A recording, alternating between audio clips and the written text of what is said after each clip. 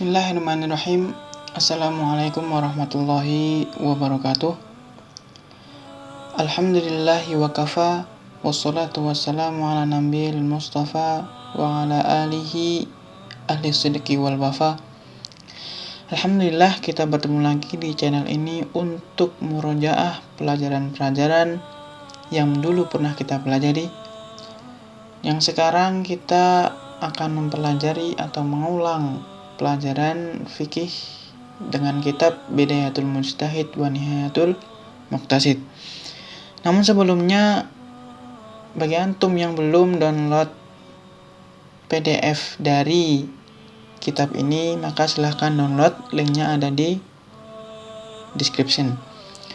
Taib, kita kemarin di video sebelumnya sudah membahas tentang perbedaan antara para ulama terkait apakah syarat sahnya wudhu itu adalah niat. Nah, sekarang kita memasuki di sababu ikhtilaf atau sebab-sebab perbedaan pendapat dari kalangan ulama. Dan sebab perbedaan pendapat para ulama tersebut adalah taraddudul wudu baina an yakuna ibadatan mahdatan a'ni ghairu maqulatil makna wa innama yuqsadu biha al-qurbah faqat kas salati wa ghairiha. Perbedaan pendapat antara para ulama terkait hal ini adalah keraguan-raguan di antara para ulama tentang wudhu antara apakah itu merupakan ibadah mahdhah, maksudnya adalah ibadah ghairu maqulatil makna, akan tetapi yang dimaksud dengannya adalah hanya qurbah atau pendekatan diri kepada Allah saja, seperti sholat. Wa baina an yakuna ibadatan maqulatil makna ka ghusli an najasati, dan antara ibadah maqulatil makna atau ibadah ghairu mahdhah seperti membersihkan najis. Nah, sebelum kita melanjutkan pembahasan ini, kita harus mengetahui perbedaan antara ibadatul mahdhah dan juga ibadah ghairu mahdhah terlebih dahulu. Thayyib, ibadah mahdhah.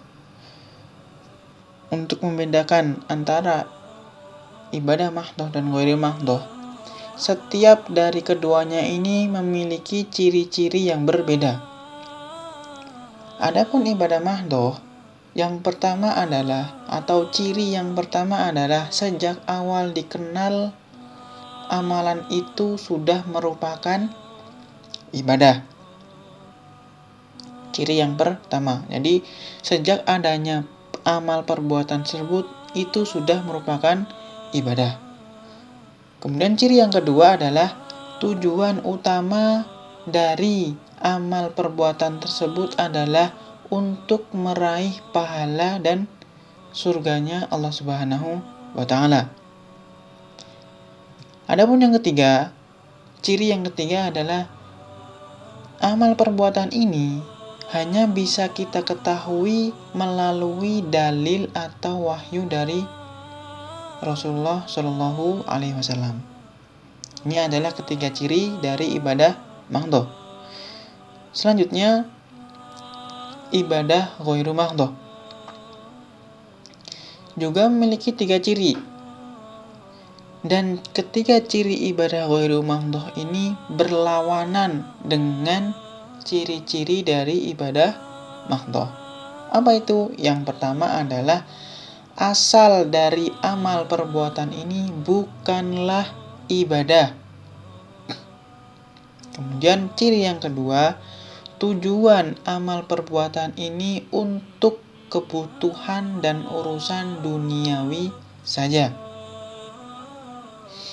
Kemudian ciri yang ketiga, amal perbuatan ini dikenal dan diketahui meskipun tanpa adanya wahyu dari Rasulullah Shallallahu Alaihi Wasallam. Jadi dengan ketiga ciri yang berlainan ini, yang saling bertolak belakang ini, semoga kita dapat membedakan antara ibadah mahdhoh dan ghairu mahdhoh.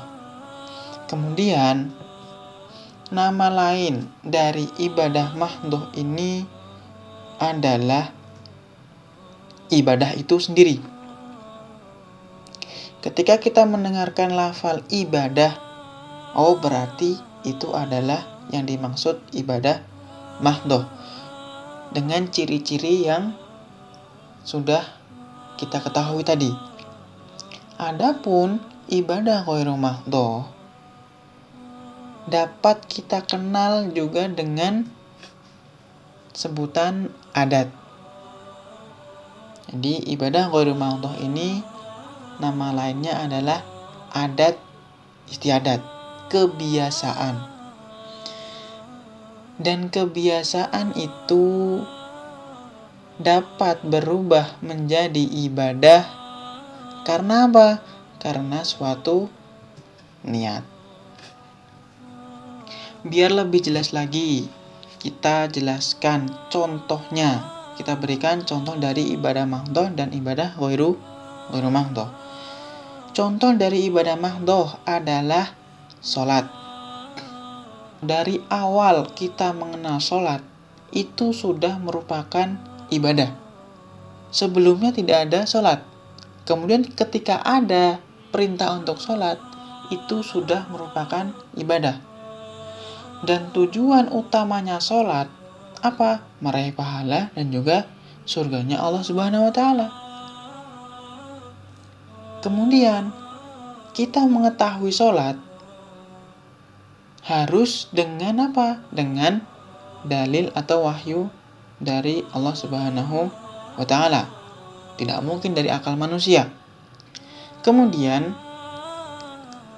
contoh dari ibadah ghairu mahdhoh adalah makan.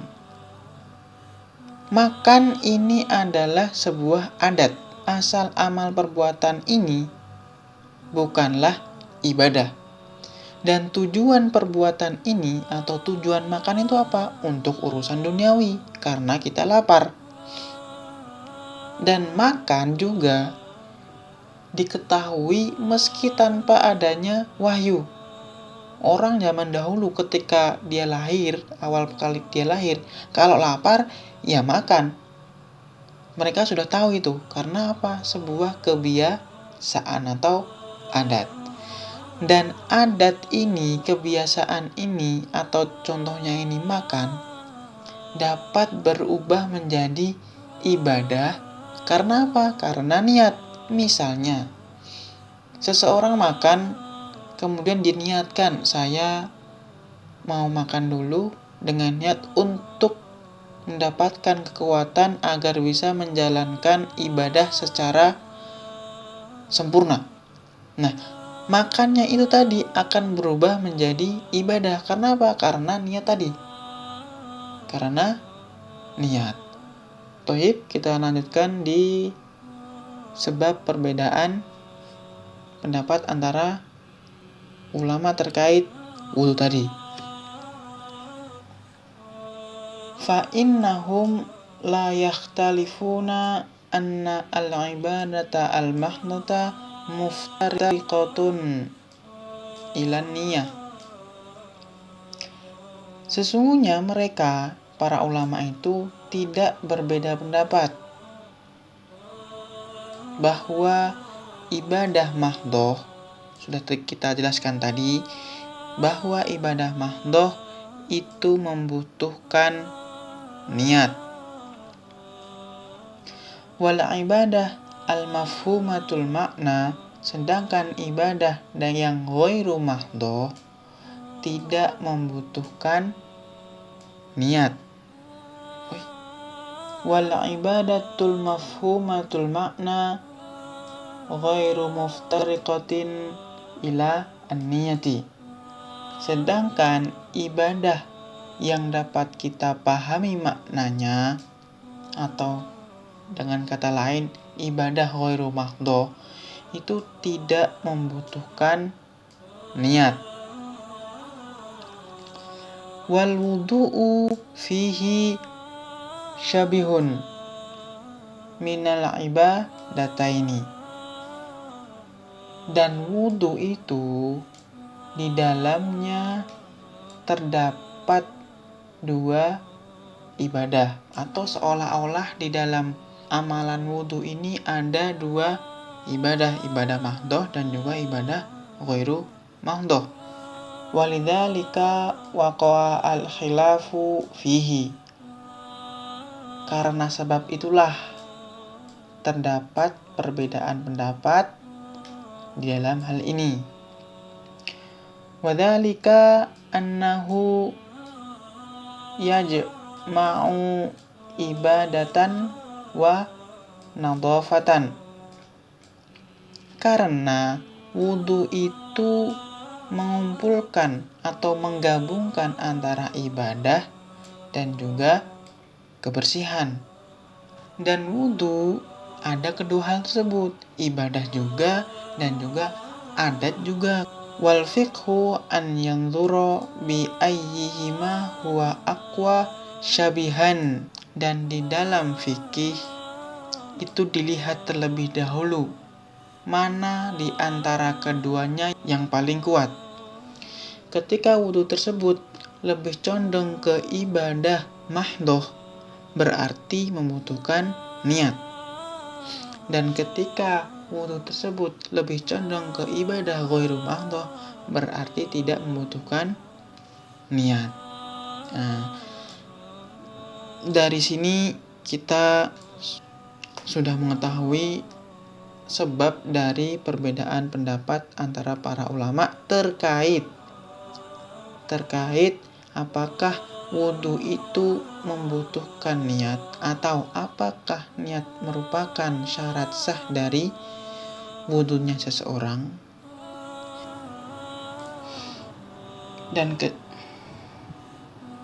Dan kesimpulannya adalah terdapat dalam footnote ini nomor 5. Baik, kita tengok apa kesimpulan dari pendapat-pendapat di atas. Kesimpulannya, ini adalah perkataan mu'alif atau muhakkik dari kitab ini. Ini yang paling penting.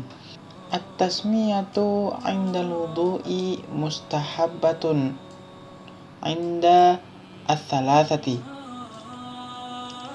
wa wajibatun 'inda Ahmad fi as-sahih riwayataini anhu. Nah, di sini dikatakan bahwa at-tasmiyah, membaca bismillah ketika hendak berwudu, hukumnya mustahabbah, yaitu disunahkan. Siapa yang mengatakan bahwa sunnah? Yaitu as-salasah. Nah, ketika al-muhakkik ini mengatakan as-salasah, kemudian menyebutkan satu orang lain selainnya, berarti ini adalah mazhabnya Syafi'i, Hanafi, dan juga Maliki. Jadi ketiga mazhab ini, mazhab Syafi'i, kemudian mazhab Maliki, dan juga mazhab Hanafi, mengatakan bahwa mengucapkan bismillah ketika wudu hukumnya sunnah. Sedangkan mazhab Ahmad bin Hambal atau mazhab Hambali mengatakan bahwa membaca bismillah hukumnya wajib ketika hendak wudu. Baik, mungkin ini saja yang dapat kita pelajari pada kesempatan kali ini, insyaallah. Dan besok kita akan melanjutkan lagi pembahasan tentang ghusl kafain atau membasuh dua telapak tangan. Toyib, bagi antum yang memiliki pertanyaan-pertanyaan, silahkan komentar dari bawah. Barakallahu fikum, jazakallahu khairan, subhanakallahumma wa bihamdika, asyhadu an la ilaha illa anta, astaghfiruka wa atubu ilaik, wa sallallahu ala nabiyina Muhammad. Wassalamualaikum warahmatullahi wabarakatuh.